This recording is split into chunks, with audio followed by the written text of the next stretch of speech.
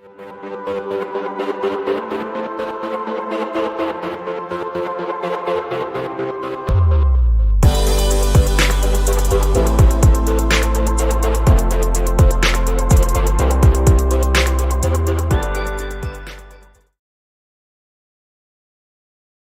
everybody, welcome back to the Dawn of Drones podcast. I'm Dawn Zoldi, your host and the CEO of P3 Tech Consulting.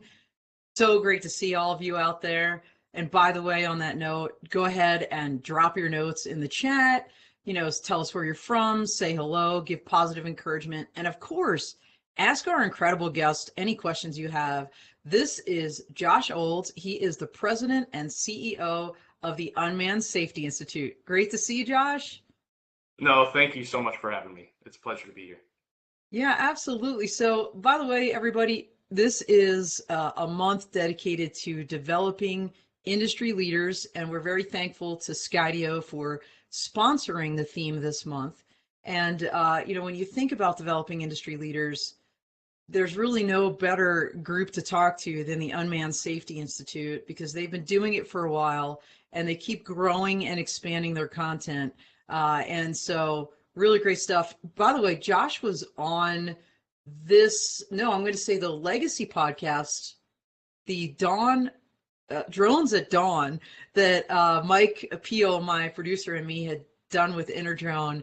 And so check out that back episode. And we're going to kind of catch you up and talk about how USI has grown really over the past year and a half. But before we do that, Josh, why don't you just kind of give a little bit of background? I know you come from a really rich background of manned aviation, crewed aviation, kind of military ops with remotely piloted aircraft in the Indian Ocean, if I recall correctly.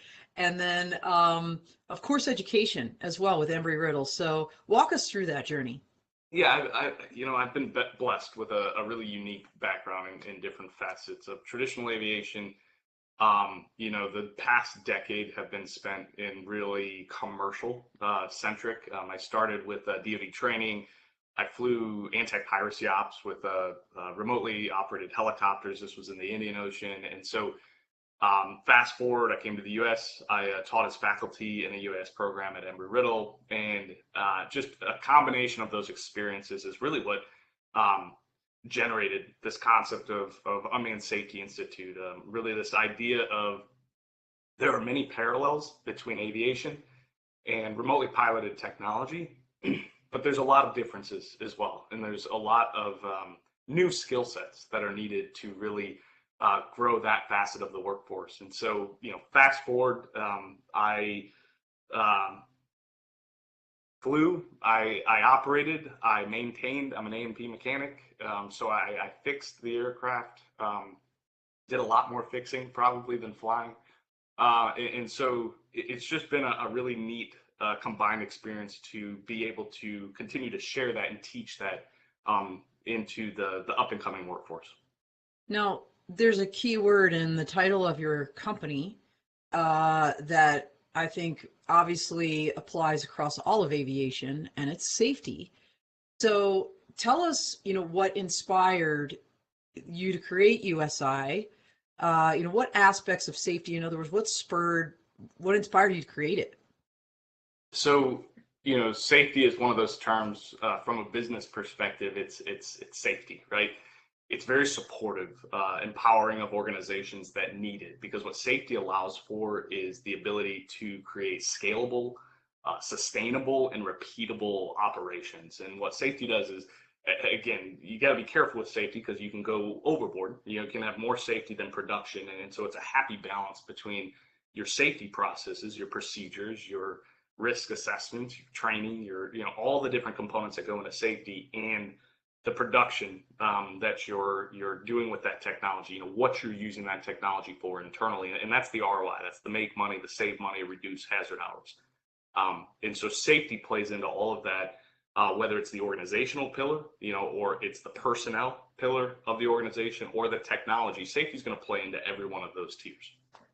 Yeah, absolutely. So I believe you created USI in 2015.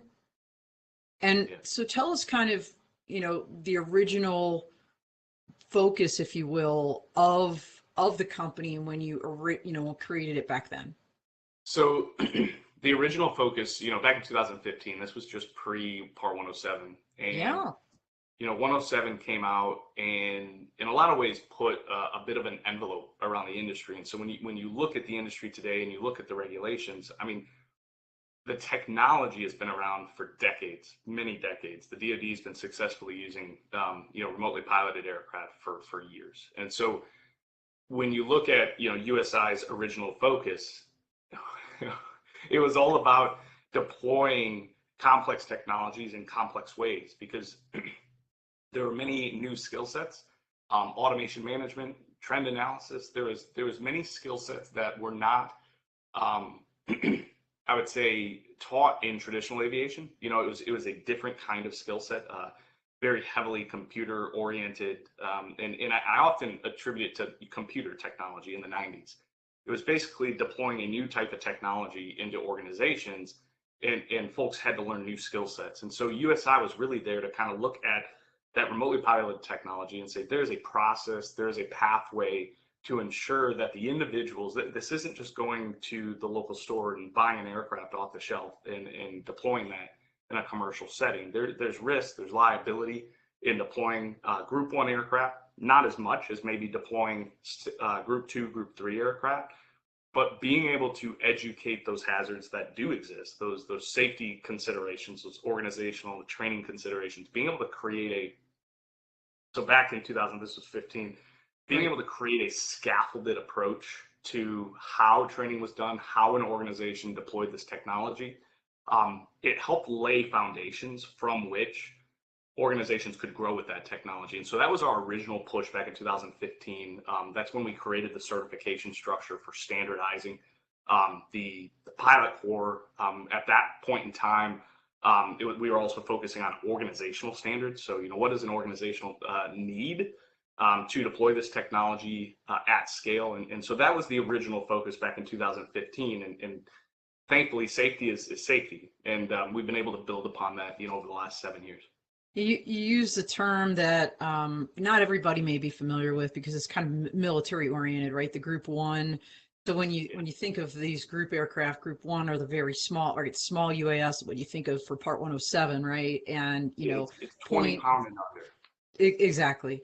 And then, the threes, fours, and obviously the largest is Group 5. When I was at Air Combat Command, we were kind of the functional manager, if you will, for the Group 4s and 5s, the really big ones like the Predators and the Reapers. So the other thing I wanted to kind of jump on that you said, Josh, is, you mentioned early on kind of all of these different facets, all of the different stakeholders, if you will, and you just mentioned a couple now. So when you grow your program, you focus on, let's just say you have a corporate branch, if you will, an organizational branch. You have, things for the individual pilot that might be out there. And then, I think over time, just given your background, it made a whole bunch of sense. You developed this academic kind of branch, educational branch. So let's maybe walk through those a little bit and let's talk about the individual one first, because I know we have a lot of fans out there that are individual pilots that watch this show, and I'm sure they're eager to know, like, what's in it for me? What does USI bring to the table that I can, kind of benefit from? Sure. So one of the key approaches to really the structure from an industry certification, that individual credential, and this was for the remote pilot, this was for the maintenance technician, they're safety oriented. It was meant to provide a backdrop in the technology, in the electromagnetic spectrum, different kinds of antennas, there are so many different kinds of technologies in the marketplace. They all have their different human factors. The human machine interfaces are different. And so what we tried to do was lay out a general knowledge to say, look, as a workforce, as employers inside of the industry, it's really important to understand what your people know, how they've been trained, and how they've been standardized. And so it comes down to education, knowledge, what do you know? And then also how do you perform? How can you fly? Do you know how to follow checklist procedures? Do you have the psychomotor skills? And so as individuals, the programs were meant to take somebody and standardize through third-party proctoring. So we use a third-party proctor to assess the knowledge components. of operating, and then the skill set components through simulation and live flight training, to ensure that you have the skill sets that when you go out and fly, you're being safe. You're mitigating the risk as much as you possibly can on site. And so when you combine these from a certification perspective, the idea is to create equivalencies between the workforce that exists today working on behalf of companies, and then academically the very same skill sets, the very same certifications are being delivered inside of the educational world, so that it's an ecosystem. It's a self-feeding workforce where employers know exactly what they're hiring. They know exactly the kind of skill sets that they're getting when somebody comes in with the industry credentials. And that Right. was really what we were building in 2015, was a model that says, look, there's many levels of operating. You know, we look at the aviation world. You can get a private pilot license, you can get an instrument rating, you can get a commercial, multi-commercial. There's a whole lineup of different complexity. You can get type ratings on Right. aircraft, but you look at the remotely piloted world, you have the remote pilot cert, right? And in that alone, it's a good start. It's a foundational type of program, but we wanted to build upon that, to continue building upon the professional skill sets that someone needs to fly on behalf of big corporations that are mitigating and really wanting to manage that liability of deploying aviation assets, when maybe they've never flown aviation before. I mean, this could be their first flight department, or this could be an organization with a corporate flight department, and they want to create those equivalencies between what it takes to build, operate, and scale an aviation, you know, even though it's remotely piloted aircraft department within these organizations.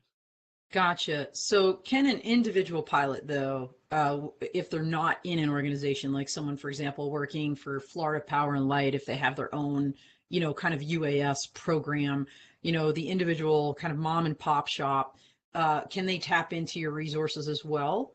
Yeah, yeah. So we have online coursework. So I would say we separate things internally between the curriculum. The curriculum prepares you for the learning objectives that you need to sit for industry certification. I think what's important, and what a lot of folks don't understand, is we don't require curriculum to sit for industry certification. You can go acquire the exam. Again, it's through a third-party testing company. And you can go sit for that exam. You do not need to go through all the curriculum and content, because there's many industry folks that have the knowledge, they have the industry experience. All the certification is validating the fact that you have the knowledge components needed to understand safety, crew resource management, human factors. So certification and curriculum are separate. If you're an individual that's in the industry that wants to earn a USI certification, you can go obtain that through our website. You set up the test. It's done in a remotely proctored setting. It's actually it's a company, G-Metrics, which is part of a PSI network. So it's the same testing company that you would go to take your FAA test at for the remote pilot cert. So the point being is that if you're an individual, but you don't want to go through the curriculum and coursework, because it can take a lot of time to get through that, you can go straight to testing. Certification testing is a separate arm. Gotcha. So the value of the individual for having something like this on their resume, can you explain that value? If I'm applying, Yeah, because I know so many pilots, this is the question. I mean, Josh, yeah. I'm sure you're on these Facebook groups and these other groups, and, how do I get a job? Or I'm new, I just got my license. How do I break in? If you have this USI cert, what value does that bring as you're applying for these positions? Yeah, no, it's great questions, and what we typically will explain from that perspective, the industry certifications through USI are meant to provide a level of experience, and so the remote pilot cert alone is going to be very difficult to earn employment. I mean, it's what you need to fly commercially, but it's all about experience, and it's Yeah. about companies looking at what kind of experience do you have operating. It's one thing to be able to fly an aircraft, right? To Yeah. fly, and this is the same. I mean, if we draw parallels to the traditional aviation space, you can't go fly for the airlines until you have hours on system. You have experience in field. And so what the certifications were meant to do was speed up that process to say, okay, these are the knowledge components you need. Think of it like a 4-year degree going into the aviation world. You can decrease the number of hours you need to get an ATP by going through a Part 141 style program. It's a similar concept in nature, that the USI certs are basically providing an increased level of rigor on the curriculum sides and on the learning objective components, so that when a company is looking for talent, they can differentiate a remote pilot cert versus hours on platform. Because keep in mind, you can have 1,000 hours on multi-rotor systems. That doesn't necessarily mean that you are proficient in concepts related to safety or human factors or CRM or communicate, all these different components that go into safe, sustainable, repeatable operations.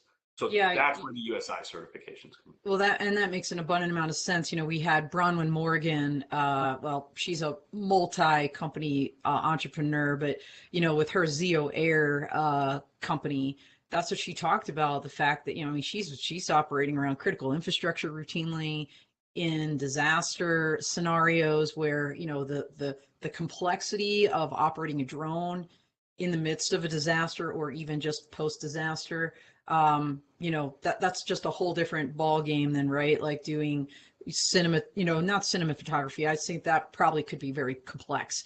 But let's just say simple real estate photography of static, kind of housing photos or something. So yeah, that experience is key, and to be able to, especially if you don't have a background like you, Josh, in the military or in aviation, and you get this license, it's really a whole different world. You might be able to now, in prep for the Part 107 test, read, kind of an airspace chart, kind of, sort of. I mean, that's just mind blowing, honestly. Yeah. But to appreciate all the different, things, and just just open your mind to what else is out there to start that safety culture and mindset, I think is really critical. I mean, heck, the FAA does a drone safety day every June and like a drone safety awareness week, every September for a reason, because that is just so critical. So, all right, so you have this online coursework. Is there kind of in-person training as well for hands-on that you all offer? Yeah, so there's quite a few different options. I mean, there's online coursework, right? That's done through a learning management system. There's hybrid models where it's training through a virtual setting like this, and some of it's in an online setting. We actually have two training locations. One in Panama City.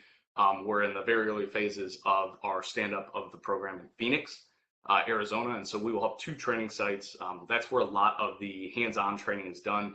We do both Group 1, which is at 20-pound and under equipment training at those sites. We also do a lot of on-the-road traveling. So instructors go around the country, around the globe, really providing this kind of training. To do that is, it's complicated. And so what we've been doing is standing up these sites where folks can come to us at the locations.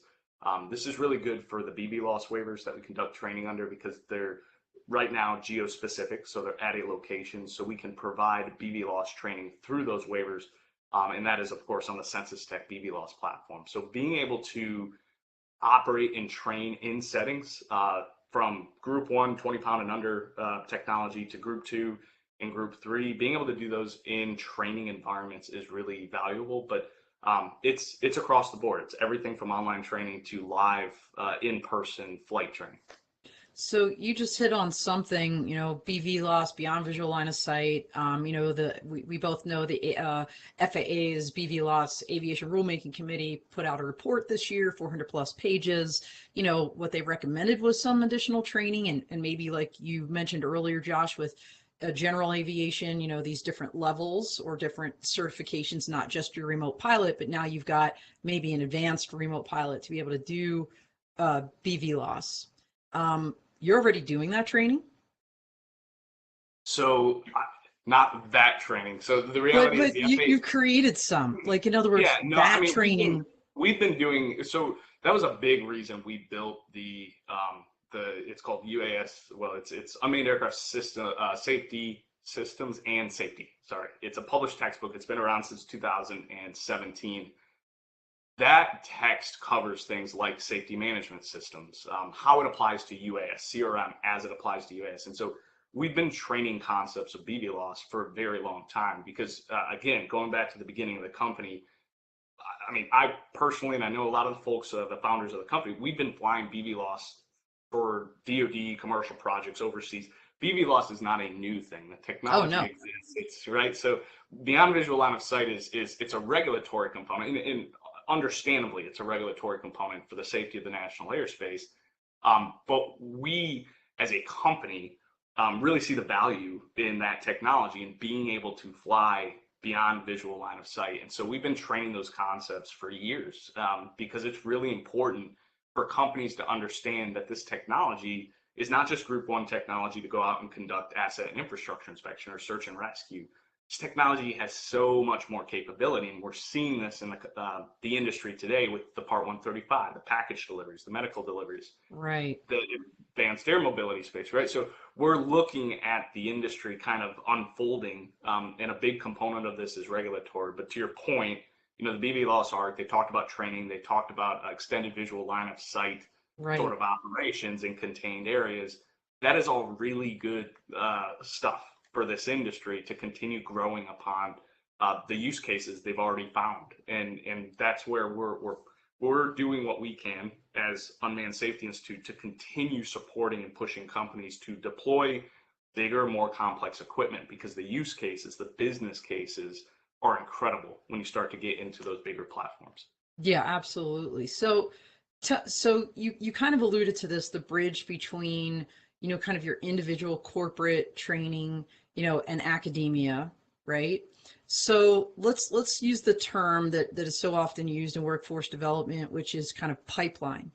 Talk to me about your pipeline concept, where you're trying to bridge those worlds of getting students, for example, and whether they're in a four-year college, a community college, even a high school, and bridging them into industry. What, besides the actual certification programs,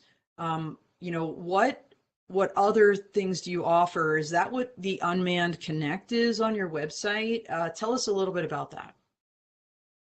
So the industry certifications are the first step. That's part of the standardization. Programs we were putting into senior year of high school back in 2015 are now being pushed down into middle school. And we've got 12 and 13-year-olds completing safety level 1, which to me, that's awesome. Part 107 content too. It's crazy to see. And you look at this from an industry, Microsoft, they did the same thing, where it started as senior level courses that just got pushed all the way down into elementary. You're learning Microsoft Word in elementary school. It's amazing, right? And so the same thing's happening with this industry. And so when you take a look at the pathway, from high school into a 2-year or 4-year college, or into that 4-year college degree, there's a lot of career paths. It's not all about piloting. Piloting is certainly a big component of it, but there's technician, there's business development, there's software engineering. There are so many jobs that exist related to this field. And so Unmanned Connect was created to start connecting employers that needed talent. They needed talent streams at different levels. And this is why I talk about Group 1 and Group 2, Group 3. They're different skill sets. They're completely different training environments, because the complexities are different. The level of risk that's being taken on is different. And so at a stage 1 level, Group 1 technology, the education and training that's done there is lesser than at stage 2, which is that Group 2, Group 3. And it's just leveled out to say, look, you need more training to understand what the capabilities of a BV loss platform are going to look like. Because you need to have a really good idea of how the electromagnetic spectrum works, how you're communicating with that aircraft downrange. You need, there's, tangential, there's the aircraft, there's the environment you operate, but then there's the environment in which you're operating, is the GPS system. It's, if you're operating, on some sort of 5G network or other type of connection for command and control, you need to understand how that aircraft is going to respond if it loses command and control, because that is a common thing inside of the BV. Okay, so all of that to say that the Unmanned Connect program is about connecting the dots between the type of talent or risk level that a company is taking on and the certifications coming out of either the high school environments or the collegiate environment. So go ahead. Well, yeah, I was going to ask, so how does that work? Like, so just say I take your level 1 cert, I attain that. Do I automatically go into your system, or is that like a additional, let's just say like subscription fee or something like that? It's an opt-in, so there's no cost for the program. I think it's really important to connect the dots. So this isn't it's not a funding program, but it's a introduction and connection program. So employers can sign up for the program, and what that does is if a student says, "Yeah, I'm really interested in learning about what jobs exist," and this is part of the safety brief that comes out from USI every month, but we're basically sharing the job roles where folks are looking for safety certified pilots. If they're looking for stage 1 pilots, those that have opted into that program have first visibility of what those jobs are. They can go apply for them. So it's really just an introduction between the two parties to say, hey, company that's registered to be able to connect with USI certified pilots, here are the students that have opted in and are interested in jobs. And so trying to tie the dots between companies that are looking for talent pools and really not sure how to differentiate between one remote pilot from another that has the ticket, and connecting those dots inside of that Unmanned Connect ecosystem. So it's an opt-in program. There is no additional cost, but it's just about handshaking those components. Well, that's awesome. And same on the industry side then, those your industry partners or any company looking it can for be any company that's interested in hiring USI certified pilot can, there's a registration form on the website. They sign up for Unmanned Connect and they become part of that ecosystem so they can start pulling from that pool of students. And that pool of students right now, programs are across 40 states, over 300 high schools, there's 26 colleges, universities. It's become a really, actually, I love the program if you can't tell. I'm passionate about it because it's really exciting for us to see the growth of that program and just the connectivity that it provides. Well, and it's unique, Josh, right? Because there's a lot of other models out there where as a pilot, you have to pay a monthly fee, right? And then, a job is posted. Like this is, that's really cool that you're doing that for this industry for free. So if you're a company out there, go, I don't know why you wouldn't be signing up for this if you're looking for quality pilots. And then of course, if you're a pilot, take that cert and get into this program for free. You mentioned your industry brief. Is that what you just called it? Yeah, it's the monthly USI safety brief. It comes out every month. It talks about safety components in the industry. There's job postings from these companies that are looking for certified pilots, but that goes out to our our master contact list. Anybody that's interested in hearing about safety every month. So people can go on right now and sign up for this and get their monthly essentially newsletter from you guys. Yeah, and they then can do that straight through the website. There's a pop-up that comes up in the bottom left-hand corner, and they can subscribe to the safety newsletter that comes out every month. All right, very cool, very cool. And I know we use that as part of safety promotion. Sorry, just to add to it, like it's part of the safety promotion pillar. Training.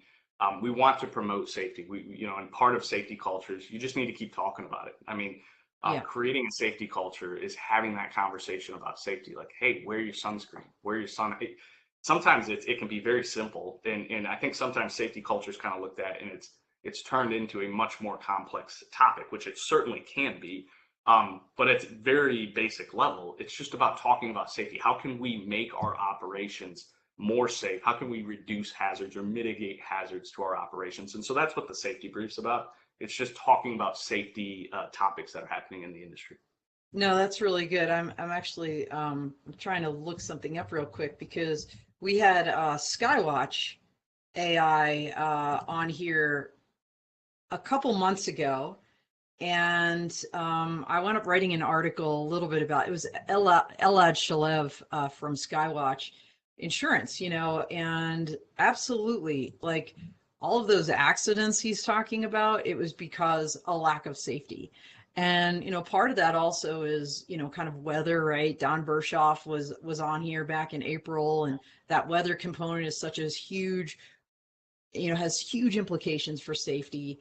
So I love that you're doing a continual education effort for everybody because, as you said, safety, it's not one and done. It never is. Right. It's an ongoing process, and every time you step outside to do an op, it's a whole new day, a whole new set of circumstances, and you have to be on top of your game and always thinking about this, absolutely, to be safe. And we just want folks to be cautious, right? We want them thinking about, okay, I'm out in the field. I mean, I've had alligators pop up out of ponds while I'm flying in the middle. I mean, there's just crazy things that happen when you're out in the field. And so all we want folks to really recognize is that there's hazards that exist, and just be aware when you're going out into the field. Be aware that there's environmental factors, there's personnel hazards, there's Yeah. there's a whole list of different hazard domains that you should be aware of as you walk out into the field. Well, and Josh, as I was scanning through your website just to kind of prepare for this interview, I saw you also now almost have like a little bit like, I'll call it safety kit in a box, like that people can, and I love that because I think there's a vest involved, maybe, some signage and things. And I don't know if you and I talked about this before. I remember talking to somebody about this, like somebody needs to be putting that out because I don't know how many times, I hear, drone pilots complain about people coming up to them, disturbing them, but if you have, that kind of vest, if you've got, some signage and, so tell us about that little safety box and a kit that you have. Yeah, so the safety kit was exactly that. It's just a best practice. I mean, it's a safety kit that basically is the safety vest. It's a field guide to have on site. It's very simple stuff. At the end of the day, it's all about that distraction is a key to aviation. I mean, aviate, navigate, communicate, right? And being able to do that through a safety kit to say, look, if you have a visual observer, and that's part of the training environment too, but if you have a visual observer, that visual observer is keeping you as the remote pilot in command from being distracted. And you can do that with cones. You can do that with the safety vest that says do not disturb. They're going to disturb anyways when you're on site. Drones are cool. And so folks are going to come up to you. And so that safety kit was just a simple kit that we put together to say, look, if you need, if you're going out to fly and you need basic safety materials. And at one point, we were actually looking at an advanced safety kit that had laser rangefinders and weather meters and, all the things that when we go out to fly, we've got, full bags of gear that lend itself to safety. The laser rangefinders, altitude, being able to check the altitude of a pole or a tower that's in an area, wind meters to make sure you're not flying outside of limits for the aircraft. Very simple things, but at the end of the day, it's what makes you cautious, and you need to have the tools available to make sure that you're addressing and mitigating the hazards that are part of operating in expeditionary environments. Yeah, I mean, that's awesome. So you're, besides, like your educational programs that you're doing and down the middle schools and up and corporate, individual, online, in person, you're doing, let's call them maybe, I don't want to call them one-off, what the right term would be, but tell us about your boot camps because they seem to be a little bit more specialized and not like an entire course worth of classes or something. What is the boot camp concept? Well, so the boot camp came about really because of the need for a condensed course program. It could take almost 2 years to go through the whole program if it's being offered, an hour a day. And what we found is there's a strong interest in completing it in a more condensed format. To get through stage 2 operations, folks go through stage 1, which is, again, that group 1 aircraft training. They go through safety level 1, they get the remote pilot cert, they go through VSO ground, which is an application of the safety knowledge to the real world. So it's conducting a site survey, analyzing that airspace. To your point, it's complicated, but we want folks to be able to make decisions on their own because they're going out on their own. They are the remote pilot in command. They get flight training. So the flight training is a group 1 aircraft. We've got a whole bunch of different options for that kind of training. And then they move into stage 2. So that program takes 5 weeks. That's on site. So the boot camp is actually just a condensed framework. It's offered virtually like this for the online components. It's an instructor-driven course. And then the flight training is done on site at one of the training locations. And then the flight training can take anywhere from a week to 2 weeks, depending on the kinds of aircraft that are being flown and trained on. So that is the boot camp program. It's basically taking a whole lot of content training that's usually spread out, and it's condensing it into a live instructor session. So the shorter sessions are all online self-paced content. Yep. That's where you do it online, and then you come to the site for 2 or 3 days for the IQT, for the stage 1 training. The boot camp program is actually a live instructor teaching the content. So it takes 5 weeks for stage 1, and it's about 11 to 16 weeks for stage 2, again, depending on the equipment and what's being flown. Now, people can also independently, of your coursework, of your certifications, buy the books that you have. So you'd mentioned your first book, which was focused on the safety aspect. Yeah. And now I'm going to do a Yeah, shameless no, plug. it's shameless because actually So, we're so really excited about this one. let's talk about this new one. Yeah, there So we go. I'm not good at this. this was the latest content, really the knowledge content that we wanted to enter in. So we had the safety programs, and then we had Dawn, um, the genius that is Dawn, right?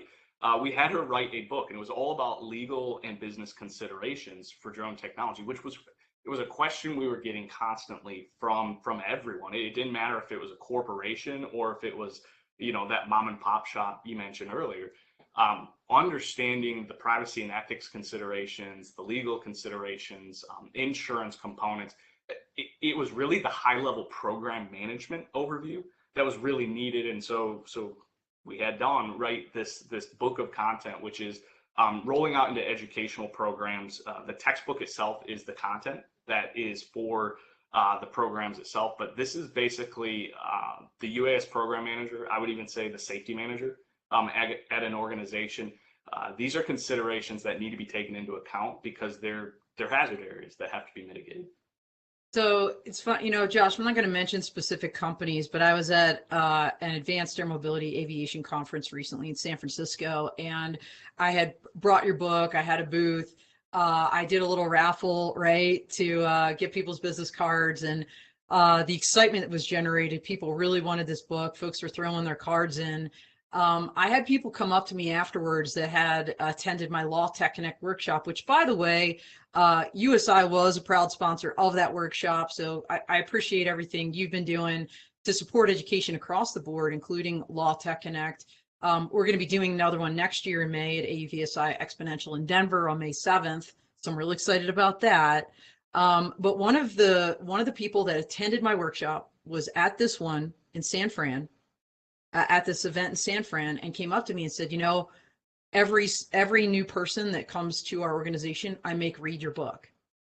So they're using it as like, let's just say an orientation to unmanned aircraft systems and the whole, kind of ecosystem and how it works. And then I had another person, you're talking about program managers and corporate officers, and of course academia and students, but I had a person come up to me and say, I want to buy a bunch of these because I have communications officers in this field that I need them to read it to understand this. So I think you're getting order soon on that one. They just reached out to me yesterday for the link, and the link's on my website, P3 Tech Consulting, by the way, too. It goes directly to the USI site to get that book. It's not on Amazon. It's through USI, just like all of their books. But just great. I want to say my content is great. I think it is. Obviously, it is. I mean, what I can tell you again, Dawn is shameless here, and she has written a book that is really all encompassing. This was a really important, and I'm missing the term, but we needed this content because as an organization, and I would say supporting, a big part of what USI supports organizations that are deploying, scaling programs. You don't know what you don't know, and at the end of the day, that's really the mantra as we move into this industry is you don't know what you don't know. And anytime we can enable industry to understand concepts that are maybe peripheral and not as important when you're just at the very beginning of times deploying one technology, but in order to create that repeatable and scalable operation, you need to understand the concepts that are in this book. It's 8 chapters. It covers a lot of really, really good content about, again, managing those risks that present themselves if you're capturing imagery, if you're capturing the likeness of somebody, privacy. I mean, so anyways, all that to say, we're really excited about the content. It's gotten really, really good feedback. Oh, good. I'm glad to hear that. And that's probably a great segue, Josh. I can't believe we're at the end of our time together here. But can you tell people how they can reach you? I know, you and Scott Liston and your team have been very visible at recent events. Where are you going next? and how can we otherwise find you? Yeah, so there's several ways. We will be at CUAV Expo in Vegas coming up here early September. We will be at NBAA. That's going to be in Orlando this year. That is in October, National Business Aviation Association. So we'll be at a lot of the conferences coming up. Also, reach out to us anytime. Our contact information, I believe, is on the site, but the info account at USI, info@unmannedsafetyinstitute.org. That's the quickest way to get in touch with whoever on the team you want to talk to, whether it's our director of training, me, Scott Listens, our executive director. We have educational support, we have commercial support. The team's really grown. We're pretty excited about the growth, because with growth comes growing pains, but we've just got an amazing group of people that it's all about empowering. It's supporting an industry. It's supporting the growth of the industry. So please reach out. Don't hesitate to contact any of us. No, that's awesome. I mean, the couple times I've seen, well, I think it was at AUVI Exponential last year, you had a giant van, like an Unmanned Safety Institute van. I saw people walking, I saw actually FAA people walking through it. You had all the books out, really great presence. So I'm glad to hear. I'm looking forward to seeing you in Vegas. I will be there as well. And MBAA, it's my first time I'm going this year. I'm really excited. I love that event. Yeah, I'm going with Tony Drummond, from Prestige Air Group, Global Aero Management Group. And, this idea of getting general aviation to also conversely understand uncrewed aircraft systems. Man, what an opportunity that's going to be, Josh. And I think, my book, and of course the book you have, put out previously that you've had there for years. I think those are two great things that some of that crowd could really use to kind of get up to speed on, what is this thing all about? So really excited. We'll talk more offline about maybe how we can collaborate there. And I know you'll be doing a lot, and I'll be doing a lot, but love to see you.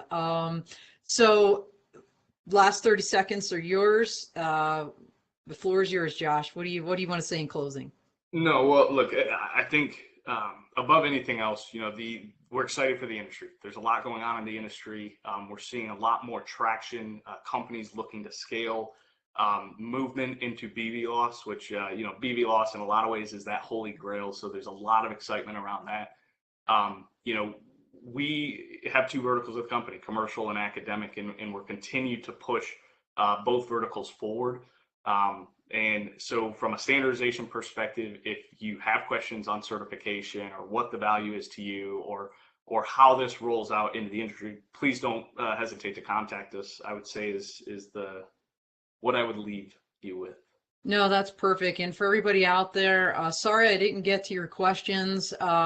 I got really swept away talking to Josh here and about all of his incredible programs. But you can absolutely reach out to him. And certainly if you're going to commercial UAV, MBAA, or any of these events coming into 2023 as well, make sure you're stopping by the USI booth and having that direct conversation. So I know they'll love that. So, all right, everybody, thank you so much. We are out here.